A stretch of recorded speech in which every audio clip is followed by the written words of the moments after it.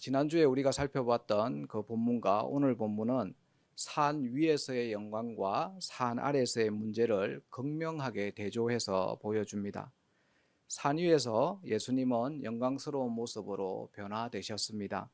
거기서 구약의 선지자를 대표하는 엘리야와 구약의 율법을 대표하는 모세와 함께 자신의 별세에 대해서 의논하셨습니다. 십자가와 부활로 우리를 죄에서 새 출애굽시키는 것에 대해서 의논하셨죠. 그때 베드로와 야고보와 요한은 산 위에서 하나님 나라의 실제를 목격하였습니다. 이 광경은 산 아래에서 펼쳐진 사건과는 너무나 다른 종류의 사건입니다. 오늘 본문 15절은 이 산 위와 산 아래를 극명하게 대조합니다. 예수님 일행이 산 아래로 내려오자 무리들이 예수님을 보고 크게 놀라며 달려와서 문안했다고 기록되어 있습니다. 왜 온 무리가 예수님을 보자 크게 놀랐을까요? 학자들은 예수님의 모습에 여전히 변화산의 그 영광스러운 흔적이 남아 있었을 거라고 봅니다. 과거 모세가 시내산에서 십계명 두 돌판을 들고 내려왔을 때 자기 얼굴이 빛나고 있어서 수건으로 얼굴을 가렸었던 것과 마찬가지입니다. 산 위에서 빛났던 그 예수님의 옷이 산 아래에 내려와서도 여전히 빛났을지도 모른다고 추측을 합니다. 산 위에서의 영광은 이토록 찬란했지만 산 아래에서는 여러 문제 상황이 펼쳐집니다. 오늘은 그 문제 상황이 무엇인지 그리고 예수님은 그 문제를 어떻게 해결하시는지를 한번 살펴보겠습니다. 첫 번째, 이 산 아래의 문제 상황은 지식 없음입니다. 여기서 지식 없음이란 예수님을 아는 지식 없음을 말합니다. 본문 14절과 16절은 이 지식 없는 자들이 산 아래에서 벌이는 일을 기록하고 있습니다. 예수님에 대한 지식이 없는 자들이 벌이는 행동은 변론입니다. 변론이 무엇입니까? 변론을 좋게 말하면 함께 모여서 의논하는 것이지요. 그런데 본문에서의 이 변론은 서로 적대적인 태도로 논쟁했음을 말합니다. 산 아래에 있었던 예수님의 9명의 제자와 서기관들이 서로 내가 옳리 네가 옳리 하면서 말다툼을 하고 있었다는 것입니다. 물론 변론을 할 수 있죠. 옳고 그름을 가릴 때는 가려야 합니다. 그러나 지금 오늘 본문의 상황이 어떤 상황입니까? 귀신 들려서 간질 증상을 보이고 말하지도 듣지도 못하는 그 사람을 고쳐줘야 하는 상황입니다. 그 불쌍한 사람을 세워놓고 서로 논쟁을 벌였다는 말입니다. 정말 기가 막힌 노릇이죠. 귀신을 내쫓을 능력도 없고 병 고칠 능력도 없다 보니까 서로를 탓하면서 싸우고 있는 모양새입니다. 그럼 논쟁을 한다고 문제가 해결됩니까? 논쟁을 한다고 어떤 능력이 생길까요? 그렇지 않습니다. 이런 논쟁은 정말 쓸데없고 에너지 낭비라고 밖에 볼 수 없습니다. 그러면 제자들과 서기관들은 왜 이 에너지 소모에 불과한 이 논쟁을, 이 변론을 해야만 했을까요? 그 이유는 제자들이나 서기관들이나 이 두 부류의 사람들은 예수님에 대한 지식이 없었기 때문이라고 볼 수 있습니다. 제자들은 예수님을 쫓은 지 벌써 2년 반이 지났습니다. 예수님을 따라다니면서 수많은 기적을 체험했고 또 예수님께 천국 복음에 대해서 수차례 들었습니다. 심지어 마가복음 6장에는 제자들끼리 전도 여행을 다니면서 많은 병자를 고치기도 했습니다. 하늘에 있던 사탄이 번개처럼 떨어지는 것도 경험했습니다. 그런데도 여전히 예수님이 누군지 모른다는 것입니다. 서기관들은 어떻습니까? 서기관들은 당시의 종교 지도자들입니다. 그들은 스스로 율법 선생님을 자처했던 사람들이죠. 그런데 율법과 선지자가 예언한 그 메시아 예수님을 못 알아봅니다. 그들이 가진 지식이 아무짝에도 쓸모없는 것이죠. 오히려 그들의 지식은 예수님과 제자들의 그 행동을 감시하고 트집 잡는 데 사용됩니다. 제자들과 이 서기관들이 예수님에 대한 지식이 없다 보니 변론을 일삼는 것입니다. 서로 논쟁하면서 누가 옳으냐고 몰두합니다. 교회 여러분, 여러분은 예수님이 누군지 제대로 아십니까? 마가는 오늘 본문 앞문맥인 8장 29절과 9장 7절에서 예수님이 누구인지를 분명하게 알려줍니다. 8장 29절을 보시면 베드로가 대답하죠. 주는 그리스도시니이다. 9장 7절에 보면 구름 속에서 하나님의 음성이 들리는데 이는 내 사랑하는 아들이다 라고 말씀합니다. 이 8장 29절과 9장 7절을 합치면 완벽한 신앙 고백이 됩니다. 예수님이 누구냐 하면 주는 그리스도시요 살아계신 하나님의 아들입니다. 주라는 뜻이 무엇입니까? 주는 주인이라는 말입니다. 예수님이 여러분의 주인입니까? 그렇다면 우리는 예수님의 종이 됩니다. 그리스도는 왕과 제사장과 선지자의 이 삼중직 직분을 의미하죠. 예수님이 여러분의 그리스도입니까? 그러면 우리는 예수님의 다스림을 받는 그리스도인이 됩니다. 하나님 나라의 백성입니다. 하나님의 아들은 독생자를 뜻합니다. 예수님이 독생자이심을 믿습니까? 그러면 우리는 예수님의 핏값으로 산 하나님의 양자입니다. 그러나 제자들은 아직 십자가와 부활을 제대로 이해하지 못하고 있습니다. 예수님이 주인인지, 예수님이 그리스도인지, 예수님이 독생자인지를 헷갈려 합니다. 예수님이 왜 죽어야 하는지도 모릅니다. 그들의 사전에는 죽는 메시아가 없습니다. 죽는 메시아가 없으니까 부활하는 메시아도 당연히 없습니다. 예수님에 대해서 어렴풋이 알고 있습니다. 그러니까 제자들이 서기관들과 변론할 수밖에 없는 노릇이지요. 우리 중에는 신앙생활을 오래 했지만 예수님을 어렴풋이 아는 이들이 많습니다. 때때로 잘 안다고 생각하지만 여전히 내가 예수님을 잘 모른다라는 생각이 들기도 합니다. 왜냐하면 우리가 산 아래에 있는 사람들이기 때문입니다. 산 아래의 문제인 예수님에 대한 지식 없음이 고스란히 드러날 때가 참 많죠. 그러면 어떻게 해야 합니까? 예수님을 아는 지식을 가지기 위해서 노력을 해야 합니다. 어떻게 해요? 말씀을 통해서 예수님이 누구신지를 온전히 알게 되어집니다.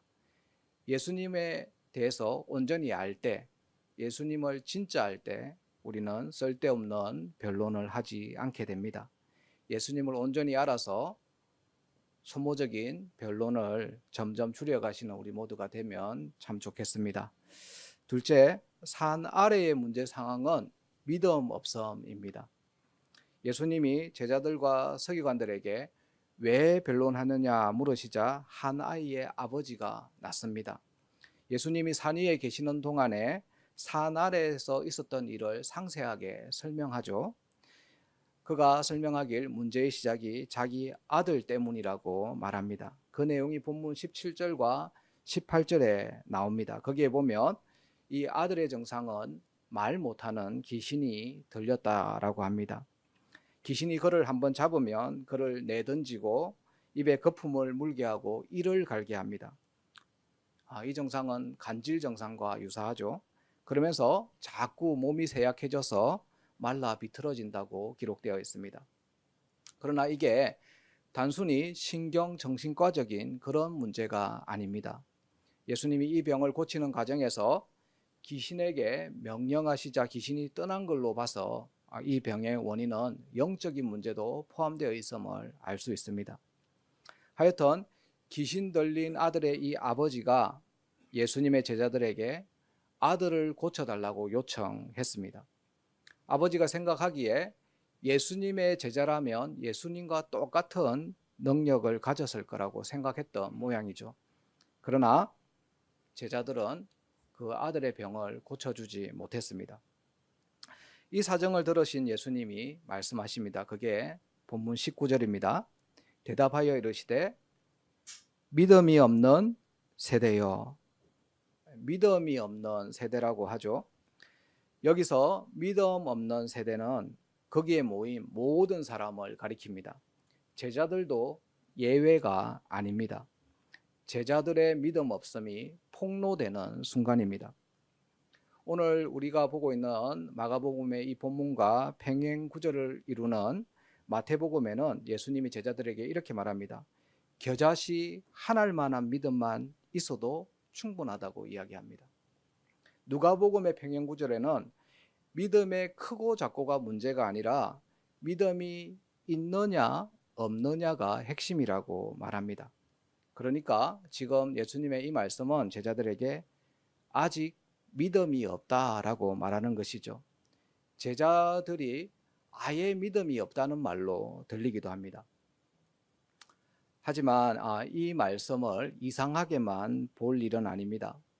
우리가 출애굽 기사를 잘 알죠. 출애굽 때 이스라엘 백성들은 애굽에 내려진 10가지 재앙을 보았고 이어서 홍해 사건을 경험했고 또 연이어서 마라의 썸물 또 만나와 메추라기 사건을 경험했습니다. 이런 기적들을 보고도 이스라엘 백성들은 시내산에 올라가 모세를 기다리다가 산 밑에서 뭘 만들었습니까? 황금 송아지를 만들었습니다. 제자들은 이 광야 이스라엘 백성들처럼 믿음이 흔들리고 있는 것이 분명해 보입니다.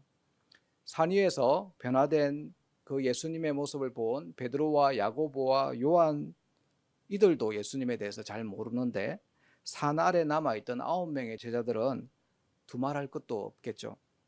산 아래 사는 사람들은 예수님의 제자라 하더라도 믿음이 없을 수 있다라는 걸 보여줍니다. 또 제자들만 믿음이 없었던 것이 아닙니다. 귀신 들린 아들의 아버지도 믿음이 없습니다. 예수님이 아버지에게 언제부터 아들에게 증상이 생겼는지를 묻습니다. 이 물음에 대답하는 과정에서 자신의 믿음 없음이 드러나게 됩니다. 22절 하반절 이유를 보십시오. 그러나 무엇을 하실 수 있거든 우리를 불쌍히 여기사 도와 주옵소서. 예수님에게 할 수 있는지, 그러니까 가능성을 묻고 있습니다. 우리 아들에게 들린 귀신이 이 정도로 강한데 고칠 수 있겠습니까? 라고 의구심을 드러낸 것입니다. 아마도 예수님의 제자들이 자신의 아들의 병을 고쳐주지 못했으니까 그 선생도 별 수 없겠지, 이렇게 불신의 생각을 가졌던 것으로 보입니다. 이때 예수님은 할 수 있거든이 무슨 말이냐, 믿는 자에게는 능히 하지 못할 일이 없느니라. 이게 무슨 말입니까? 예수님은 병 고칠 능력이 있는데 고침받기를 원하는 사람이 믿음이 없다라고 지적한 것이죠. 이런 장면은 마가복음 또 다른 곳에서 있었습니다. 예수님께서 고향 나사렛에 방문하셨을 때 거기서 아무 권능도 행하지 않았습니다. 왜냐하면 고향 사람들이 믿음이 없었기 때문이라고 기록합니다. 믿음이 없으면 예수님은 능력을 행하지 않으십니다.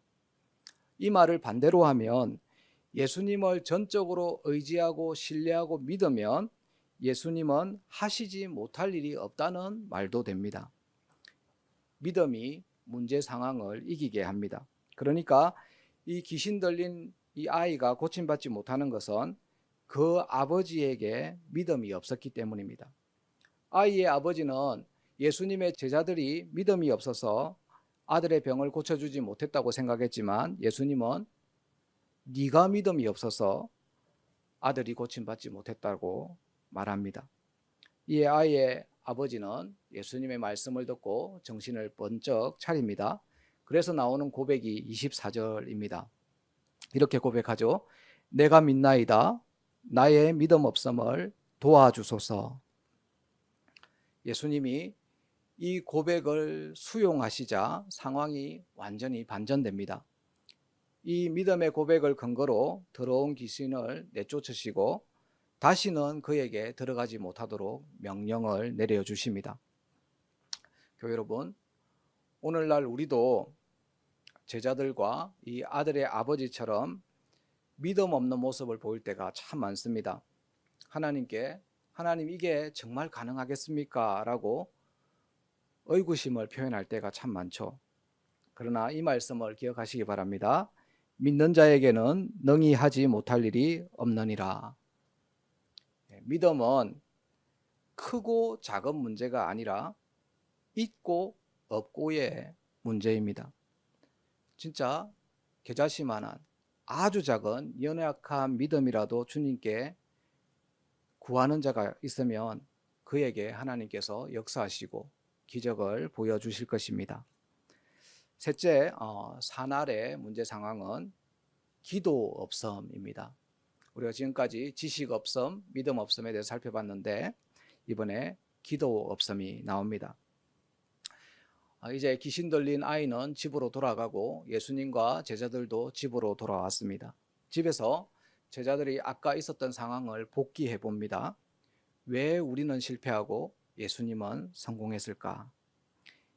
예전에 우리가 전도 여행 떠났을 때 우리도 사탄이 하늘에서 떨어지는 그런 능력을 행했었는데 왜 이번에는 실패했을까?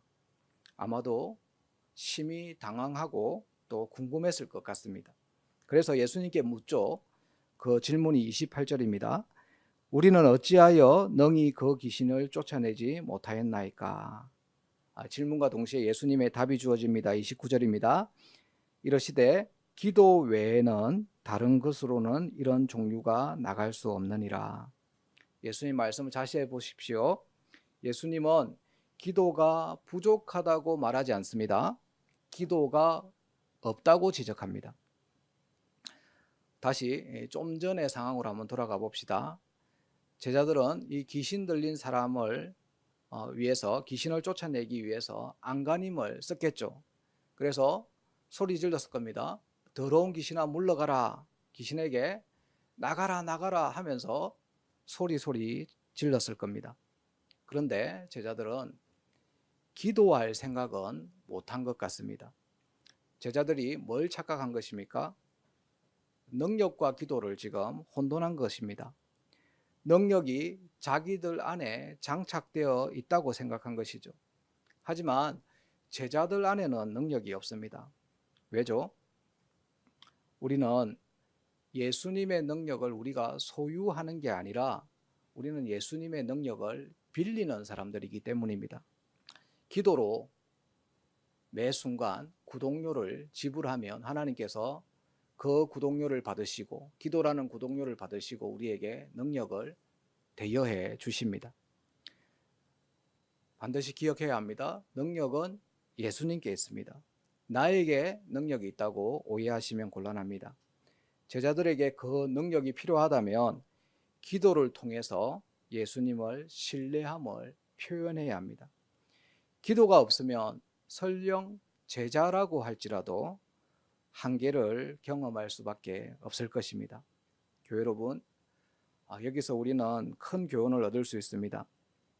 과거에 내가 성공적으로 영적 전쟁에서 승리했다 하더라도 과거에 내가 기도를 많이 해서 내가 이겼다 하더라도 지금 내가 안심해서는 안 됩니다.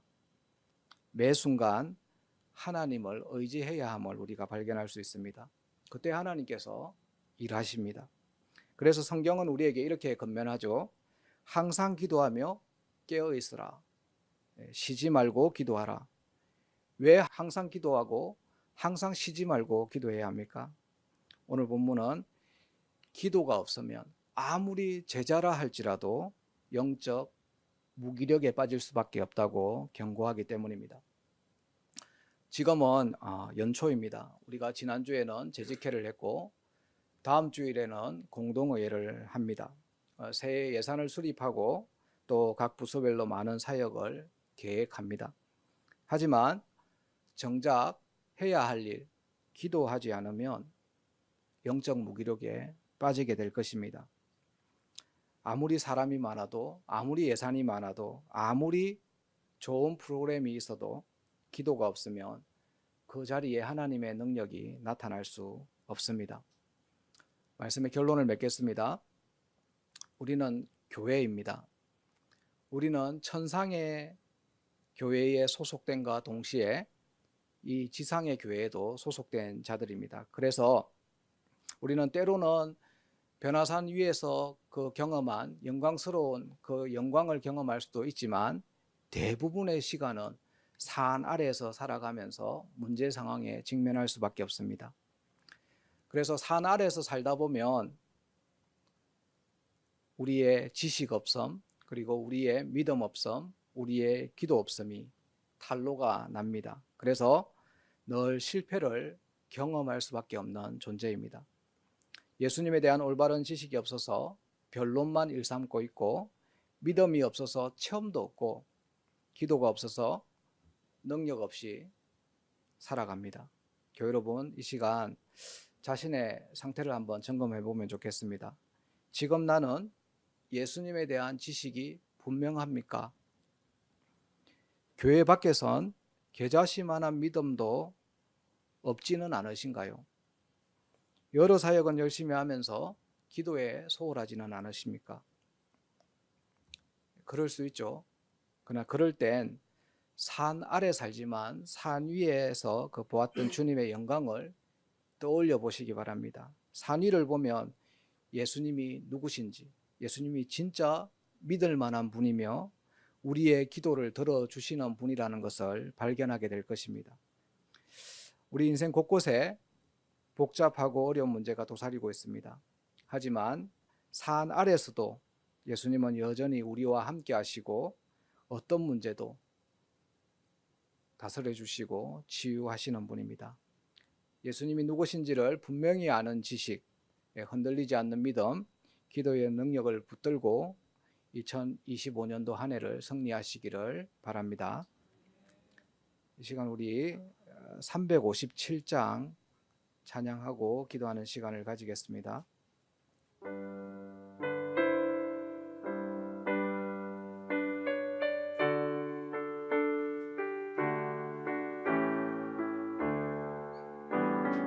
주 믿는 사람 일어나 다 힘을 합하여 이 세상 모든 마귀를 다쳐서 멸하세.